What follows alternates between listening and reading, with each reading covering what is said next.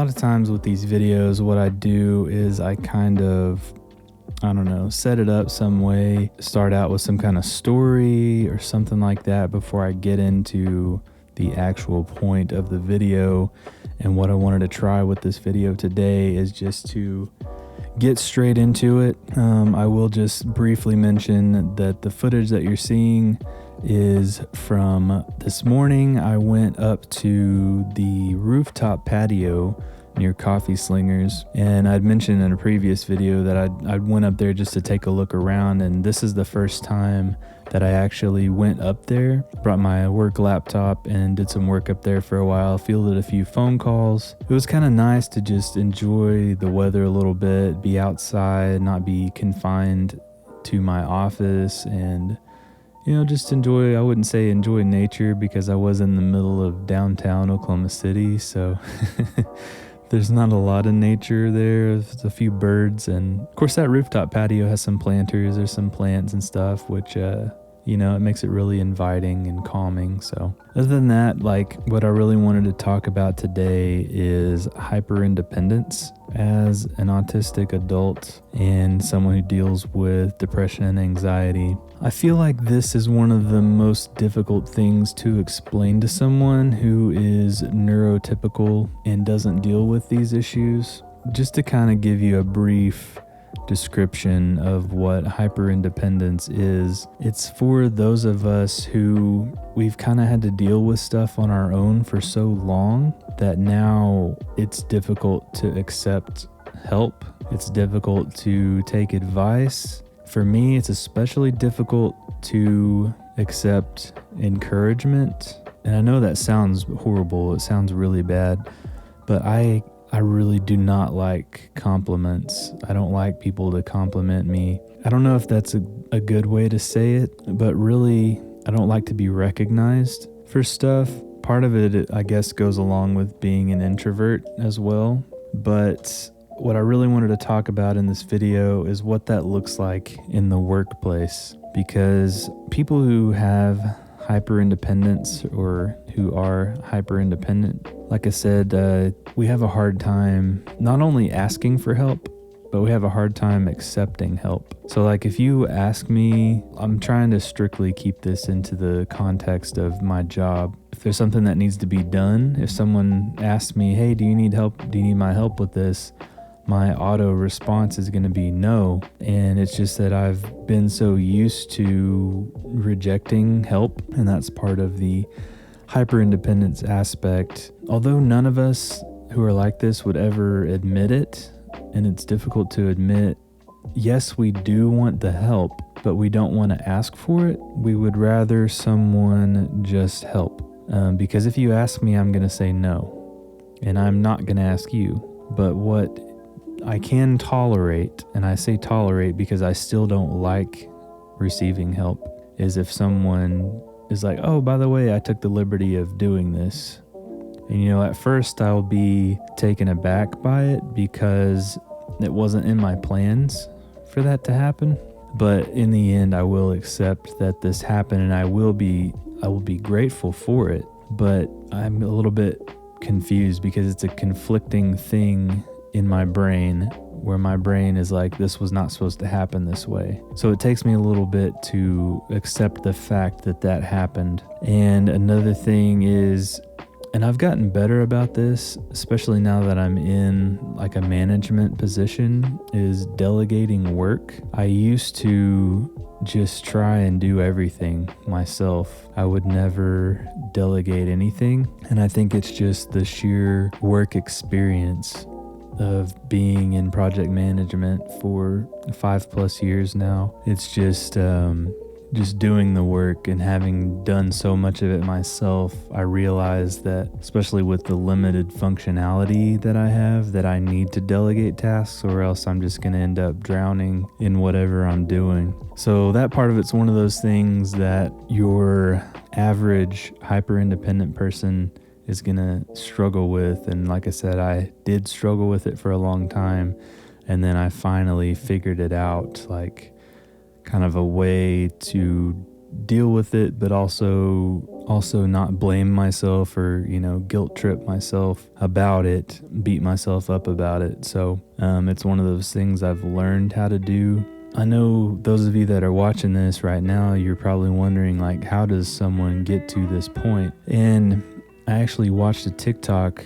My sister sent it to me a while back. That was a lady who is kind of a psychological therapist that works with these issues, and she explained it that it's a trauma response to being rejected or something along those lines in the past, like maybe in school or in sports or at home or whatever. You never received the help that you needed in a specific instance, kind of repeatedly enough that your brain finally, as a survival tactic, your brain tricks you into saying that I don't need help with this. Like, help is not something that's there for me in this particular regard, and I need to figure it out for myself. And once you do that enough, you essentially are training yourself to do everything alone. And then something I talked about early on, I think in one of my first videos for this, is, we didn't know this is what it was. I didn't get a diagnosis. Like I said, in middle school, I was diagnosed with chronic fatigue, but I don't remember, because I was only in 7th grade and it's been a while. I don't remember exactly the context with which that diagnosis came. I don't think he attached it to anything else, my doctor. I think it was just its own thing. Like I said, it took me until just the past 5 to 7 years or so to realize that it was connected, that I was dealing with social burnout at the time.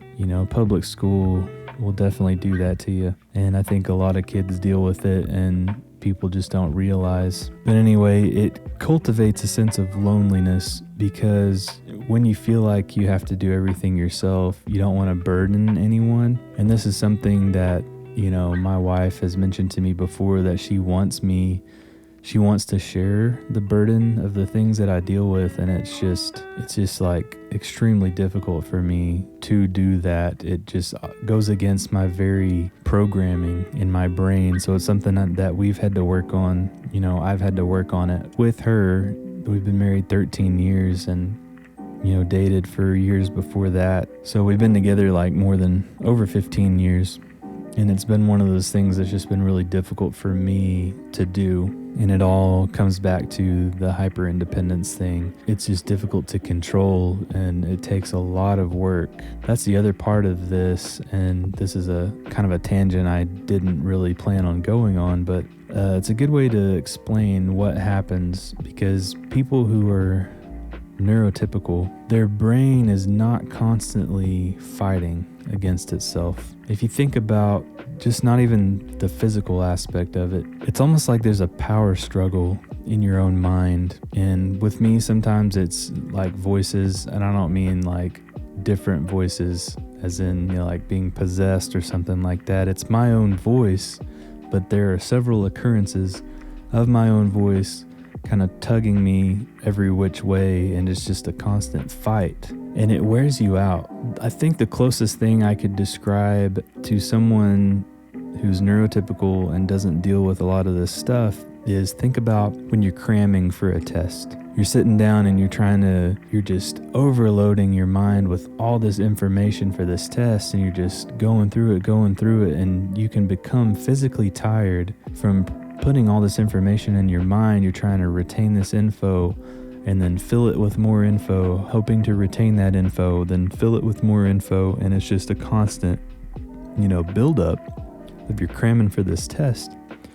That's what my brain does every day, like multiple times per day. And the best way, because I'm a tech guy and I deal with electronics, computer stuff, is I always talk about it being like I've got a hard drive, like an external hard drive that only allows so much memory at a time, and it fills up really fast. Every day it fills up completely full, and I have to pick things that I'm quote unquote like not using, and I have to put that in the trash can and then empty the trash can to clear up hard drive space so that it will allow more information to download, to my brain. So there's a lot of times, like if I lack the physical strength to, delete things, like move things off and clear off my mind, if I lack the physical strength to do that, it may be that someone's telling me something and it just bounces off. Like there's no room to save, an error message pops up and it's like, hey, you're out of hard drive space, buddy. You're not going to be able to